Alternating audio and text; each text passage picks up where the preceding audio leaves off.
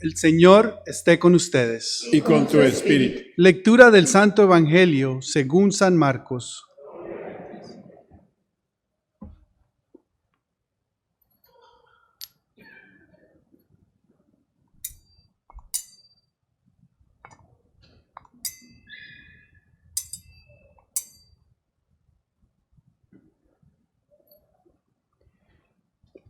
En aquel tiempo se apareció Jesús a los 11 y les dijo: Vayan por todo el mundo y prediquen el Evangelio a toda criatura.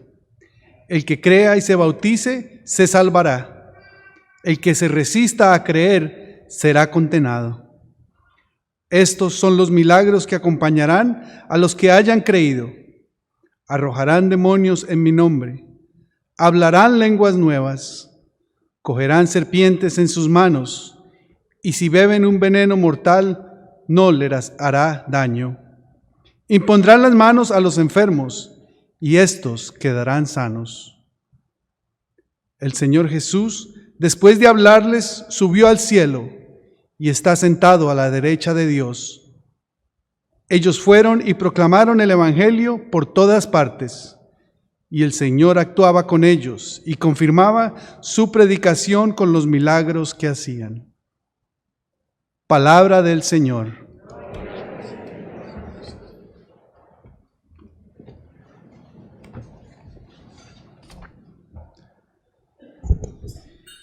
El día de hoy celebramos lo que llamamos una solemnidad, la solemnidad de la Ascensión del Señor. Obviamente todos los domingos, la misa del domingo es la misa, obviamente es solemne, obviamente es una celebración, obviamente es el día de precepto, pero durante ese ritmo que llevamos del calendario litúrgico, tenemos ciertos domingos que subrayamos, que resaltamos por su importancia en nuestra fe. Y hoy es un día de esos, el próximo será un día de esos. Durante esta época de Pascua, celebramos 3 eventos que nos marcan como cristianos: la resurrección, la ascensión y el que celebraremos la próxima semana, Pentecostés, la venida del Espíritu Santo. Son 3 eventos, pero una sola realidad, que se celebra durante estos 50 días. Celebramos que Jesús resucitó y está vivo. Celebramos que está con el Padre. Y celebramos que no nos dejó solos. Que su Espíritu, el Espíritu Santo, está con nosotros. La solemnidad de la Ascensión en realidad se celebra litúrgicamente 40 días después de la resurrección. Si hacemos las cuentas, 40 días sería como el jueves pasado, pero por obvias razones de practicalidad, para poder todos participar de tan solemne celebración, los obispos la pasan para el domingo, y por eso lo celebramos el día de hoy. Escuchamos en la primera lectura que el Señor estuvo con ellos 40 días, preparándolos y enseñándoles todo antes de subir al cielo. Cuando escuchemos ese número 40 en la Biblia, siempre pensemos en un periodo largo de preparación. No quiere decir que fue exactamente 40 días, no quiere decir que fueron 40 años, quiere decir fue un periodo largo de preparación. Y lo veremos de nuevo cuando nos preparemos para la próxima Semana Santa. Lo veremos cuando nos preparemos para la venida del Señor en la Navidad, en el Adviento.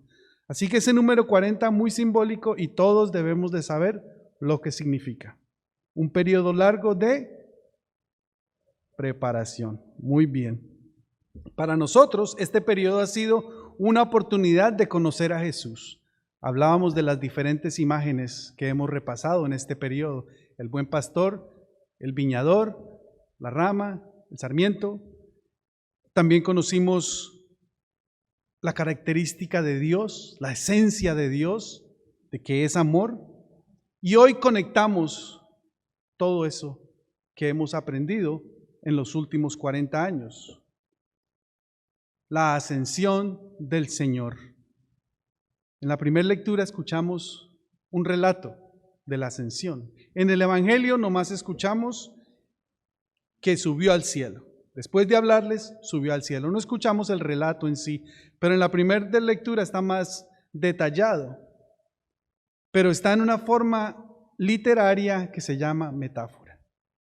Entendemos por metáfora un lenguaje figurado, poético, que nos confirma un hecho real, un evento real. ¿Qué nos quiere enseñar tanto el evangelista como San Juan en la primera carta? Que Jesús está hoy, el día de hoy, con el Padre, que vive con Dios a manera de Dios. Y eso es uno de los pilares de nuestra fe. Lo decimos en el credo. Dios subió al cielo y está sentado a la derecha del Padre. Por eso la importancia de esta solemnidad. Porque entre todo la resurrección, la pasión, la venida del Espíritu Santo, la asunción es pilar de nuestra fe. Y tenemos que creerlo y tenemos que aferrarnos a esa verdad. Y como les he dicho antes, si no lo crees, pide en oración al Señor la gracia de creerlo. Pide en oración al Señor la gracia de entender de que Él está vivo en su plenitud, en toda gloria, junto al Padre. Y desde allí intercede por nosotros, nos acompaña y con su Espíritu Santo continúa enseñándonos, guiándonos y ayudándonos a navegar este mundo tan complicado. Hablamos de ascensión como que subió al cielo. Y es muy importante entender cómo a quién los evangelistas le estaban explicando esta afirmación de que Jesús está con el Padre. Y lo explican de esta manera, de subir, porque si recuerdan, el mundo hebreo, su visión del cosmos, su cosmovisión, eran 3 lugares. El cielo, donde habita Dios, la tierra, donde están los vivos, y el infierno, le llamaban ellos, donde estaban los muertos. Ese era su mundo, y por eso el evangelista lo explica de esa manera. Subió al cielo. Está vivo, pero ya no vive donde viven los vivos, sigue vivo y está en el cielo, con Dios. Esa explicación, a pesar de tener 2000 años y para otra audiencia, nos ayuda al día de hoy a entender. No lo podemos tomar literalmente porque ya hemos lanzado cohetes y sabemos que por más lejos que vayamos, ya hemos llegado a Marte, a Júpiter, no encontramos a Dios. Ya tenemos otra cosmovisión, mas sin embargo entendemos la afirmación de que Jesús ascendió al Padre, regresó al Padre. Así que esto nos trae un par de certezas, que Jesús está vivo y vive con Dios, y la segunda es que Jesús sigue con nosotros y con su iglesia por medio del Espíritu Santo. Y la semana entrante se celebrará eso. No me quiero adelantar, la semana entrante escucharemos más sobre la venida del Espíritu Santo y su papel en la iglesia. En el Evangelio de hoy escuchamos la pauta que nos da la misión como iglesia, que nos indica cuál es nuestra misión como cristianos, como discípulos, como seguidores del Maestro. Un maestro no enseña por enseñar. Un buen maestro, enseña para que sus alumnos apliquen lo que han aprendido. Y el Maestro, Jesucristo, nos enseña para que apliquemos en nuestra vida. Y eso es lo que escuchamos el día de hoy antes de Él regresar al Padre. Vayan por todo el mundo y prediquen el Evangelio a toda criatura. Le dijo a sus discípulos, ¿ustedes son discípulos? Sí, discípulo es alguien que aprendemos sobre Jesús, seguimos a Jesús, somos discípulos de Jesús. Y Él nos dice hoy, Él no dice, Padre Benjamín, diácono Wilmar, vaya por el mundo y prediquen el Evangelio. Él le dijo a todos sus discípulos ahí presentes, representados por los 11, Vayan y prediquen el evangelio a toda criatura. Por eso San Francisco de Asís hasta los peces les predicaba. Él lo tomó literal, a toda criatura. El misterio de la ascensión de Jesús al Padre nos da esa pauta para entender nuestra razón de ser. ¿Cuántos llevamos toda una vida buscando para qué fui creado? ¿Por qué nací? ¿Por qué ahora? ¿Por qué en este momento de la historia? ¿Por qué en este país? ¿Por qué en esta familia? La respuesta es la misma para todos. Nuestra razón de ser es, el sentido de nuestra vida es que no solamente lo encontramos en la cotidianidad, en lo material. Nuestro sentido y nuestra razón de existir es poder trascender y mirar nuestra cotidianidad desde los ojos de Dios. Poder nosotros también elevarnos y ver nuestros acontecimientos con los lentes de Dios, por medio de nuestra preparación, por medio de nuestra oración, por medio de nuestra razón también. Poder ver todo acontecimiento de nuestra vida desde los ojos de Dios. Porque si lo vemos solamente desde los ojos humanos, no progresamos, no trascendemos. Esa es nuestra razón de ser, poder identificar a Dios en todas las cosas. Y eso, por causa tiene que nos lleva a un compromiso, a que nuestra vida sea una vida más justa y más equitativa. Así de sencillo. Nuestra razón de ser es buscar a Dios y empezar a ver nuestro alrededor como lo ve Él. Ver al hermano como lo ve Dios. Ver a la enfermedad como la ve Dios. Ver a la muerte como la ve Dios. Cada uno, esta semana, busca a Dios donde estés. Pregúntale, ¿dónde estás? ¿Qué me estás diciendo? Ese constante diálogo con Él te ayudará a ver el mundo con sus ojos. Y por ende, tu vida será diferente. Sentirás un sentido de compromiso con tu hermano, con tu trabajo, con tu familia, con tus quehaceres. Lo harás con amor, lo harás con justicia, lo harás con equidad, porque estás viendo las cosas como las ve nuestro Padre. Y eso es anunciar el Evangelio. Somos discípulos para vivir y anunciar el Evangelio, para anunciar esa vida nueva, esa vida que se puede vivir con Jesús, asumiendo los valores del reino y ayudando a que otros vivan esos valores. No solo vemos las cosas como las ve Dios, pero Jesucristo nos ha dado ejemplo de cómo actúa Dios. Y esa es la manera que evangelizamos. Esa es la vida plena, la vida que todos buscamos. Aunque no lo creas, tú lo estás buscando. Y quizás lo estás buscando en el lugar incorrecto. Yo personalmente buscaba esa plenitud en todo, menos en las Escrituras, menos en la palabra de Dios, menos en los sacramentos. Muchas veces uno lo busca hasta en el trabajo, en la carrera. Se enfoca uno tanto en su trabajo, lo que llamamos en inglés workaholics, buscando esa plenitud. Y ahí no está. Ahí no está. Está en su palabra. Está en buscar esa visión que Él tiene para nosotros y con nosotros.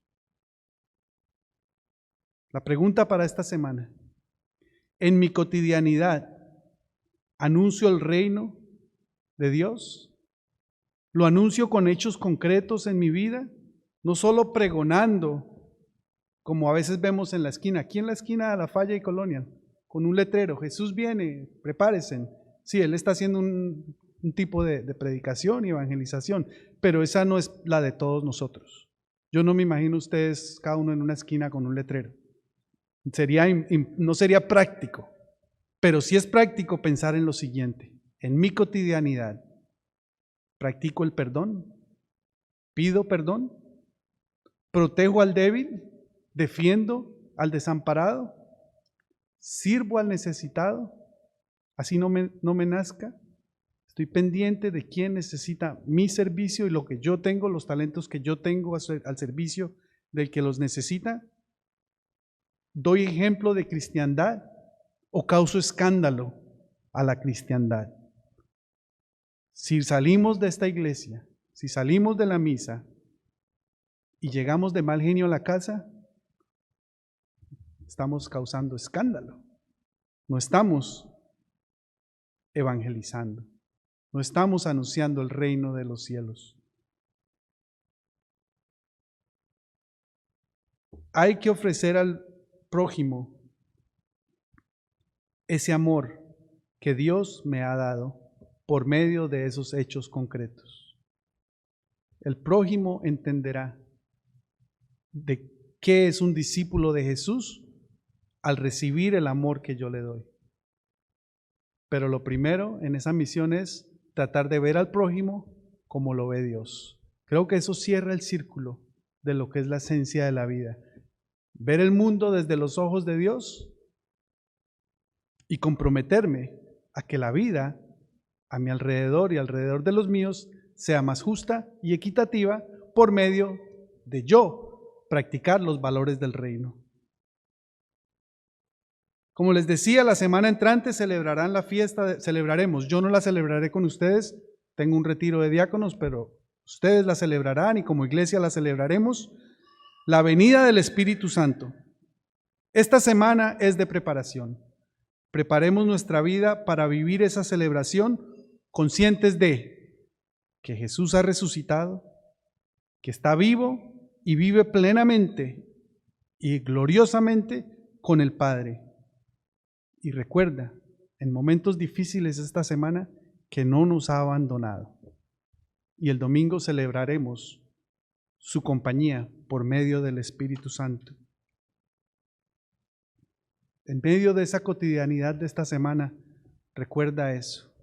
Jesús está vivo, está con el Padre y no te ha abandonado. Quiero replicar las palabras de San Pablo de la segunda escritura, de la segunda lectura, en forma de oración para ustedes y para mí. Le pido a Dios nuestro Señor Jesucristo, es decir, al Padre maravilloso, que les dé su Espíritu, para que sean sabios y puedan entender cómo es Dios. También le pido a Dios que les haga comprender con claridad el gran valor de la esperanza a la que han sido llamados y de la salvación que Él ha dado a los que son suyos. Pido también que entiendan bien el gran poder con que Dios nos ayuda en todo. Amén.